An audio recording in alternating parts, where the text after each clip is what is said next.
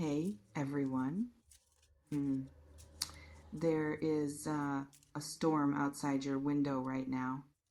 Not the kind made of rain and wind, the kind made of words. Someone has been holding something in their hand, something about you, and today they let it go.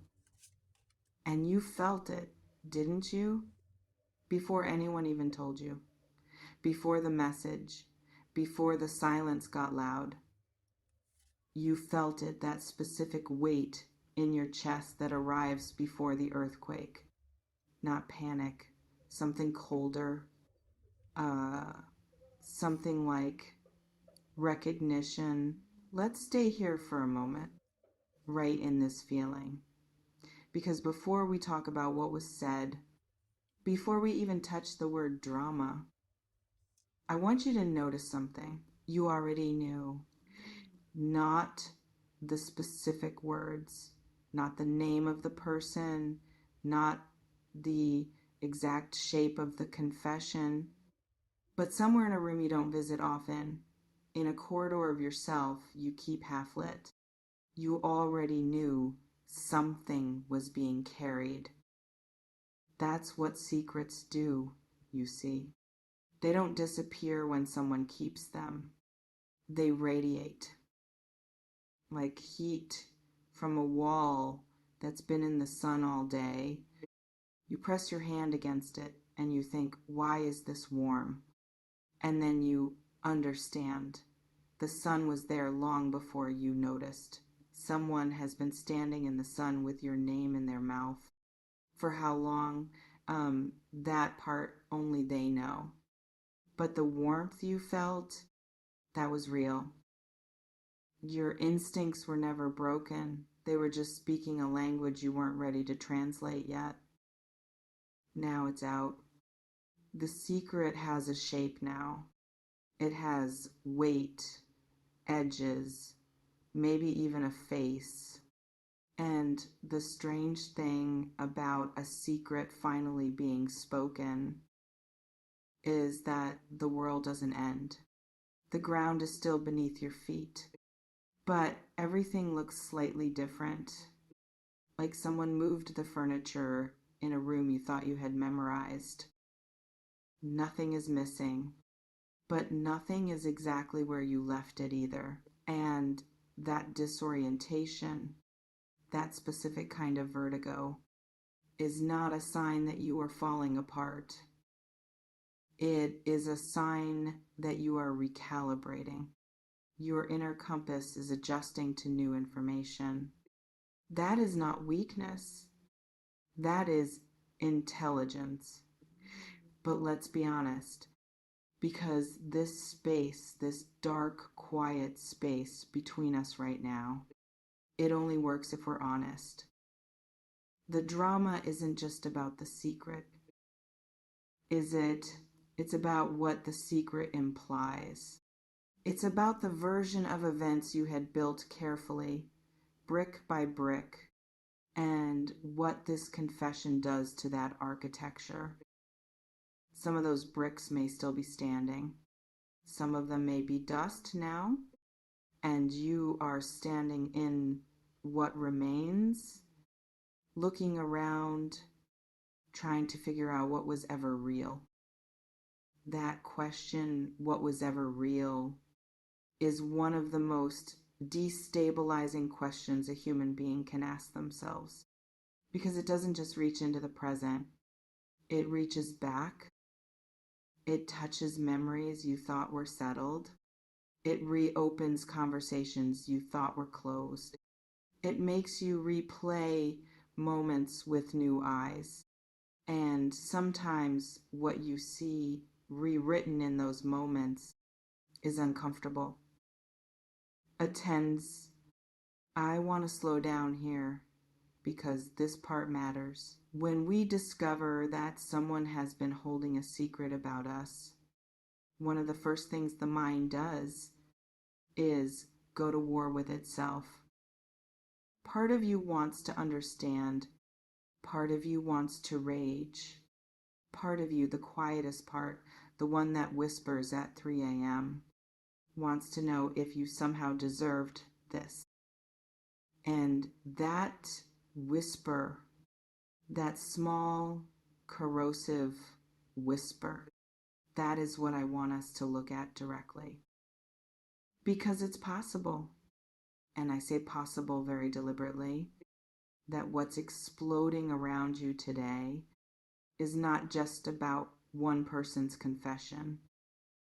It's possible that this moment is cracking open something older, a pattern, a familiar feeling of being talked about rather than talked to, of finding out things about your own story from someone other than the author.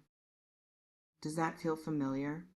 The sensation of being the last to know something that was always somehow about you.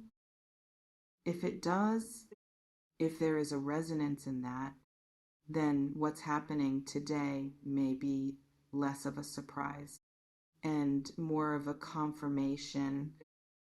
And confirmations, even painful ones, carry within them a strange kind of relief, because at least now is less than #0. 5# is greater than you are no longer in the dark. Let's talk about the person who confessed. I won't tell you how to feel about them. That is not my place. And frankly, you don't need anyone to tell you that. What I will say is this: people who carry secrets about others are almost never carrying them from a place of peace. A secret is heavy. It bends the person holding it. It changes the way they look at you. It changes the way they speak to you. It creates a gap, invisible but present, between every conversation you've had. And maybe you felt that gap. Maybe there were moments where something felt slightly off, where the warmth wasn't quite right, where a silence lasted one beat too long, where you smiled and felt the smile land somewhere hollow. You weren't imagining that. You were reading the room accurately. The gap was there. You simply didn't have the language for it yet. Now you do. And this is where something important shifts, if you let it. The drama from the outside looks like an explosion. Loud, chaotic, maybe humiliating. Maybe it's being discussed in places you can't see by people whose names you may not even know. And there is a version of you that wants to collapse into that narrative, to become the story, to let the explosion define the landscape is less than #. 0# is greater than. But here is something worth sitting with. You are not the explosion. You are the person standing after it, still breathing, listening to this, which means regardless of what was said, regardless of who said it, you are still the one holding your own lamp. And that matters more than the drama ever will. C'est étrange, mais j'ai l'impression. What's harder than the confession itself is the question of trust. Because once a secret like this surfaces, the mind doesn't just question the person who kept it. It starts to question everything. Who else knew? Who was watching and saying nothing?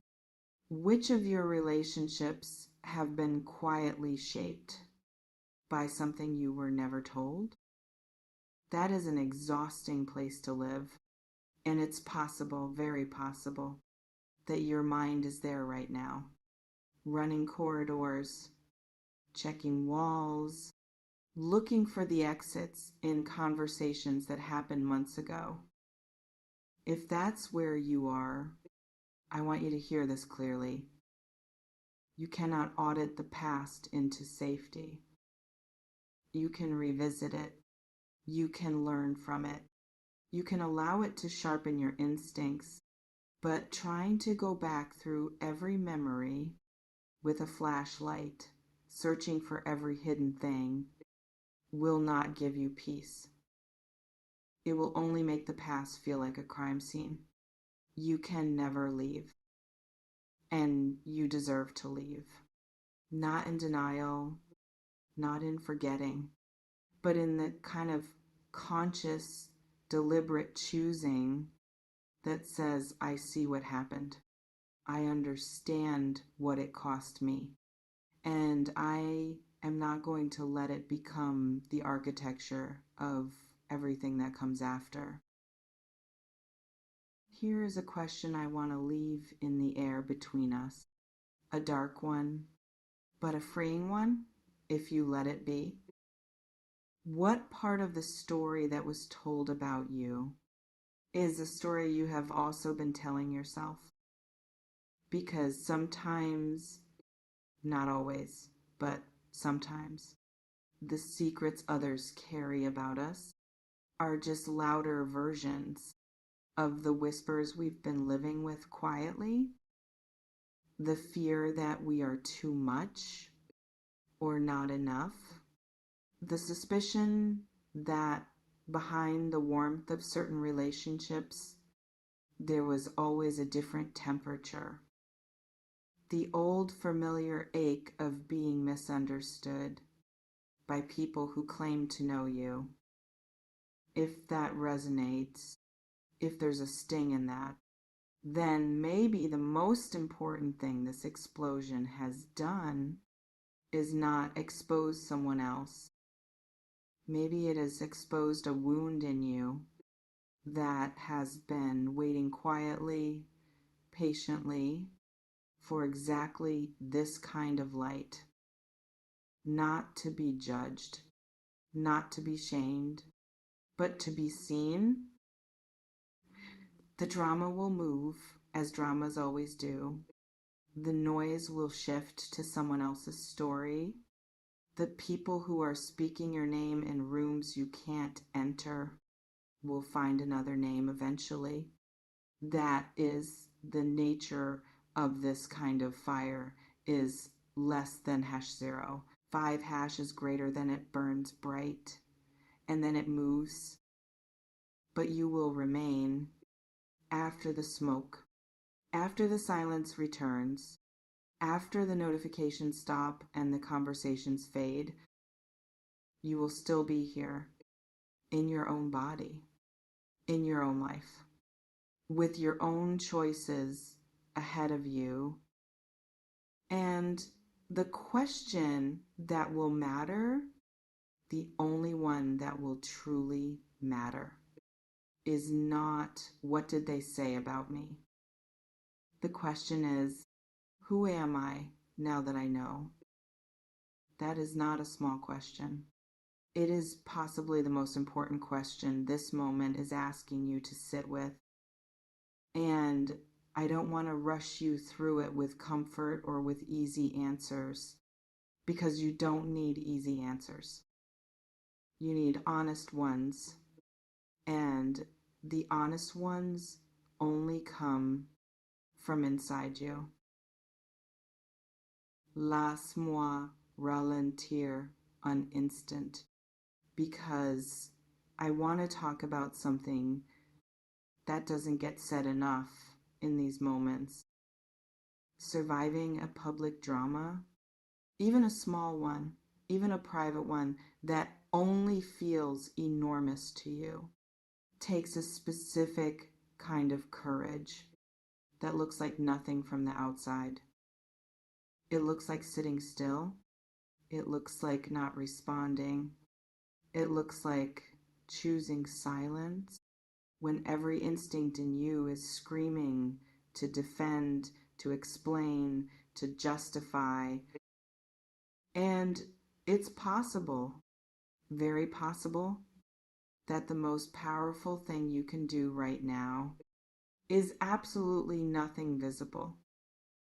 Not because you are passive, not because you don't have a voice, but because the fire that burns without fuel eventually goes out, and every response, every defense, every explanation you offer is fuel. Sometimes the most devastating thing you can do to a drama is simply not feed it. You hold that power right now, in this moment, the power to decide what receives your energy and what does not. And here is the second question I want to leave with you. The darker of the two, the one that asks something of you rather than just asking about you. What version of yourself, the one that needed to be protected by secrets, or the one that perhaps kept secrets of its own, are you ready to let go of? Because drama at its root is almost always about versions.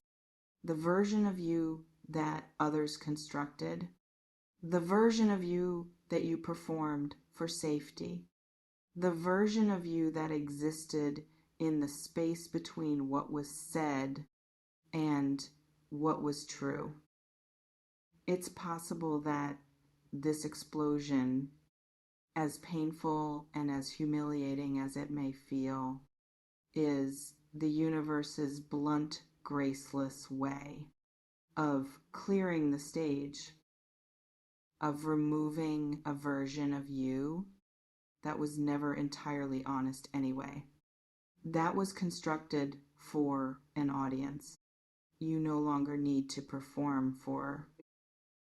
And what remains after the version collapses might be something quieter, something less polished, something that doesn't need to be defended because it has never been a performance.